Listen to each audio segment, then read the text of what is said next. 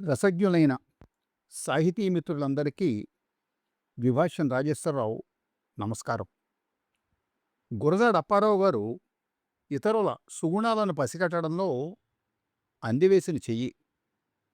ఓ యువకుడి విమర్శనా పటిమను, ప్రతిభను వారిట్టే గుర్తించి పని కట్టుకుని మరీ విజయనగరంలో ఉన్న పండితులందరికీ ఆ యువకుడిని పరిచయం చేశారు. ఈ యువకుడు సాహిత్య విమర్శలో కొత్త పాత్ర మేలు కలయిక చాలా అరుదైన వ్యక్తి అంటూ అందరికీ చెప్పారు.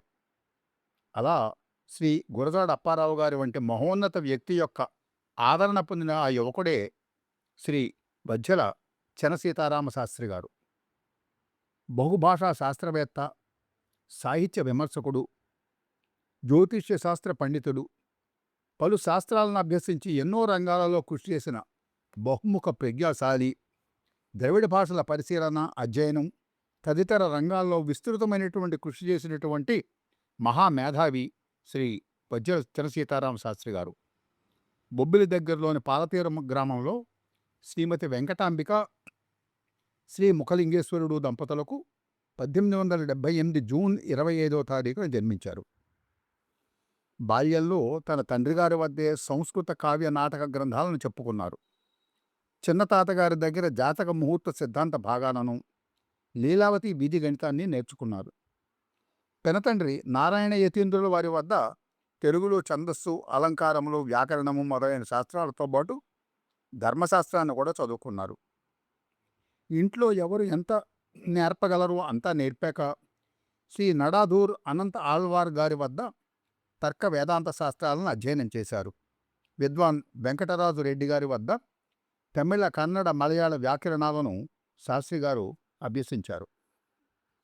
1910 నుండి 2 సంవత్సరాలు విజయనగరంలోని రిప్పన్ హిందూ థియలాజికల్ హై స్కూల్లో తెలుగు ఉపాధ్యాయునిగా పనిచేశారు. ఆ సమయంలోనే గురజాడ అప్పారావు గారికి వీరు అండదండలుగా ఉండేవారు. సనాతన పండితులతో చర్చలు జరిపేటప్పుడు గురజాడ వారి పక్కన వజ్జలవారు ఎప్పుడూ చేదోడు వాదోడుగా ఉండేవారు. అప్పారావు గారు పురమాయించిన పరిశోధనలు చేస్తూ ఎంతో సహాయపడేవారు.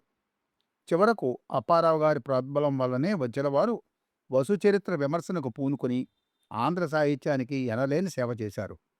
ఆంధ్ర కావ్యాలలో అనన్యమైన వసుచరిత్రను, అన్యమైన సరస భూపాదీయాన్ని తైపారు వేసి పరిశోధించి ఈ 2 కావ్యాలను ఒక్కరే రాశారన్న సంగతి అంతరంగిక సాక్ష్యాలతో వజ్జలవారు నిరూపించారు. రామరాజభూషణుడు అనే పేరు భట్టుమూర్తి బిరుదునామం అనే విషయాన్ని సాధికారంగా వజ్జలవారే ప్రతిపాదించారు. అలాగే ఆ రోజుల్లో ఏమాత్రం ప్రతిభ ఉన్నవారైనా అష్టావధానం, శతావధానం చేయడం ఒక పరిపాటి. చినసీతారామశాస్త్రి గారు కూడా సంస్కృతంలోనూ తెలుగులోనూ చిత్రకవిత్వం విచిత్రంగా చెబుతూ అష్టావధానాలు చేసేవారు. బొబ్బిలి ప్రాంతాలకు ఎటువంటి గొప్ప పండితులు వచ్చినా వాళ్లతో శాస్త్రచర్చ చేయడం వారికి ఆనవాయితీగా పరిణమించింది. శాస్త్రిగారి స్వగ్రామం పాలతేరుకు ఆ రోజుల్లో తిరుపతి వెంకట కవులు వచ్చినప్పుడు వాళ్ళతో శాస్త్రిగారు వాదోపవాదాలు పెట్టుకోవటము జరిగింది. శాస్త్రిగారు సుమారు 20 సంవత్సరాలు విజయనగర మహారాజా వారి సంస్కృత కళాశాలలో ప్రధాన ఆంధ్రోపాధ్యాయులుగా పనిచేశారు. పిమ్మట మద్రాసు విశ్వవిద్యాలయం వారి ప్రాచ్య విద్యా పరిశోధక సంస్థలోనూ, ఆంధ్ర విశ్వ కళాపరిషత్తులోనూ ఆంధ్రోపాధ్యాయ పదవులు నిర్వహించారు. మద్రాసు విశ్వవిద్యాలయం ప్రాచ్య భాషా పరిశోధన శాఖలో పనిచేస్తున్న కాలంలో తమిళం, కన్నడం, మలయాళం వ్యాకరణాలను ఆయా భాషల పండితుల దగ్గర నేర్చుకుని సూత్రాలు రాసుకుని ద్రవిడ భాషల తులనాత్మక వ్యాకరణ విశ్లేషణ చేసి ద్రావిడ భాషా పరిశీలనం అన్న మౌలిక గ్రంథాన్ని రచించారు. అందులో కార్బెల్ దొరకు ఎంత గౌరవం ఇవ్వాలో అంతా ఇచ్చి అతని పొరపాట్లను మాత్రం ఖండించారు. ఈ గ్రంథం 2 భాగాలుగా వచ్చింది. తెలుగు భాషా శాస్త్రంపైన పరిశోధన చేయదలిచిన వాళ్ళకు ఇది చాలా ఉపయుక్తమైన గ్రంథం. వజ్జలవారు రాసిన మరొక ఉద్గ్రంథం ఆంధ్ర వ్యాకరణ సంహిత సర్వస్వము. ఇది కూడా 2 భాగాలుగానే వచ్చింది. ఒక్కొక్కటి సుమారు 1000 పేజీలు. వజ్జలవారు అనేక పట్టణాలలో, పండిత సభలలో ఆంధ్ర లక్షణ శాస్త్రాల గురించి ప్రసాగించేవారు. శాస్త్ర పాండిత్యంతో పాటు చతురోక్తి, సమయస్ఫూర్తి, గాంభీర్యం మొదలైన ఆయుధాలతో ఆయన ఎక్కడికి వెళ్ళినా నెగ్గుకొచ్చేవారు. ఆయన పాల్గొన్న సభలలో ఆయన వ్యక్తిత్వం తప్ప మరేమీ కనపడేది కాదు. అందుకే జయంతి రామయ్య పంతులు గారు మన సీతారామశాస్త్రి గారు ఏదైనా సభలో పాల్గొంటే అది ఏకపాత్రా నాటకమే అంటూ వారిపై చలోక్తి విసిరేవారట. స్త్రీ పునర్వివాహం శాస్త్రీయం కాదనే రోజుల్లో వజ్జలవారు తాతా సుబ్బారాయుడు శాస్త్రి గారితో కలిసి మళ్లీ పెళ్లి వైదిక సాంప్రదాయాలకు విరుద్ధం కాదు అనే నిర్ణయం చేశారు. అంతేకాదు, స్త్రీ వివాహ వయో నియమము అనే గ్రంథం రాసి ప్రౌఢ వివాహాలను సమర్థించారు.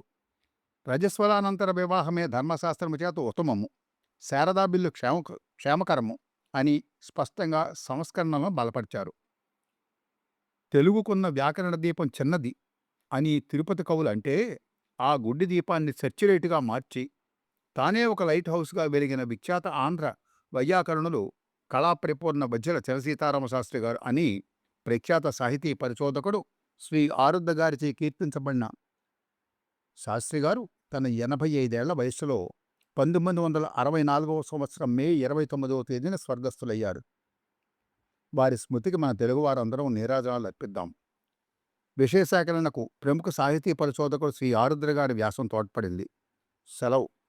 నమస్కారం.